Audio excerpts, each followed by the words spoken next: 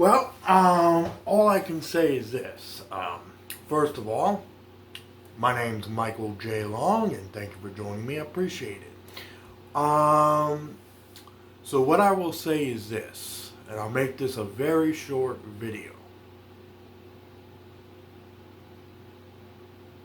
There goes the stars. No, I'm just kidding. That's my eyes. Last I remember, I think I was seeing it. I think I saw.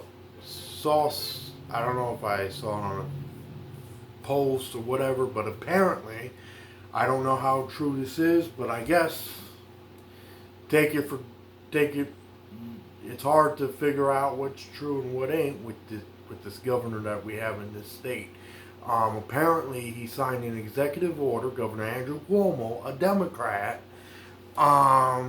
banning e-flavored cigarettes, so to speak. The electronic cigarettes, the flavored kind, like the vaping and all that. Well, the flavored vaping stuff. I think he banned vaping altogether, if I'm not mistaken. But that's sort of the issue that I have with this governor. But there's probably a whole host, like the red flag laws, the gun control. But this is even extended to even with Trump with regards to the guns and the gun control measures that, has been enhanced in this state with the red flag laws down over in Albany. Or down in Albany, or depending on where you're located at in the state. And I very rarely cover state politics for the reason that I'm usually inclined to cover what's going on a national level. Considering that New York State is mainly a Democratic state, mainly because of the population in New York City, even though hardly anyone there votes, but a good portion of the left down there do, and they end up electing Governor Andrew Cuomo, who's been elected since the end of Patterson, which I think was, 2011? It's now 2019, and you still got this governor by the name of Governor Andrew Cuomo in Albany as our apparent governor because of a small minority down in New York City? You've got to be kidding me. But apparently, I can say the same thing about, well, actually I can't, not with regards to Trump or Obama and all this other stuff.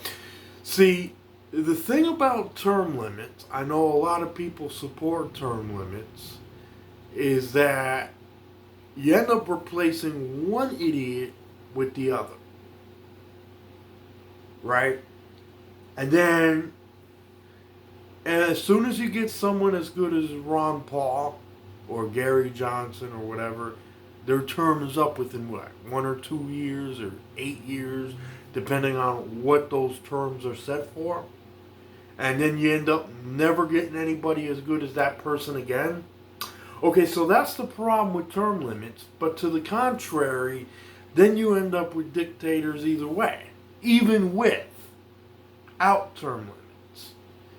So it's kind of a shortcut to say, hey, we're too lazy to vote for the right person, so either we got to get someone like Andrew Cuomo or President Donald Trump, or we got to have term limits and blah, blah, blah. But there's a theme. And the theme is that everybody's got to be a Democrat or a Republican. Well, let's think about it. And then you got the gerrymandering on top, but that's a separate issue.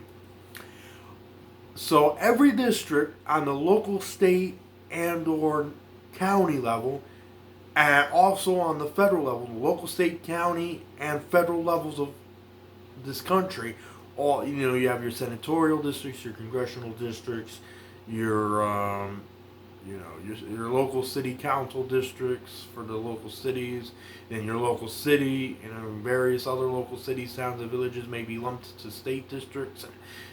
federal districts or what have you, for senatorial and congressional districts or presidential districts or what have you. Well, basically the highest set of districts would be on the federal level would be the Senate and the congressional districts. But then you have the local, the state legislative districts, the county elected position districts, and what have you. And it ends up being a mess with only red and blue. How's that happen? Because the red stands for Republicans and the blue stands for the Democrats, the Democratic and Republican parties. They're the only political parties in this country,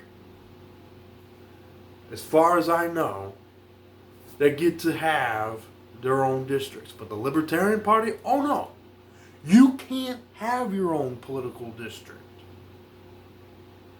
So now, when we run candidates, the end result is we have to work really, really hard in either a liberal district, a liberal Democratic district, or a red Republican Party conservative district. And you know, quite frankly, the left and the right, the majority of the people in those crowds are usually never going to vote for the Libertarian Party. Some may or might join up with the Libertarian Party and cancel their membership with the Republican Party or Democratic Party, but the vast majority usually stick with it.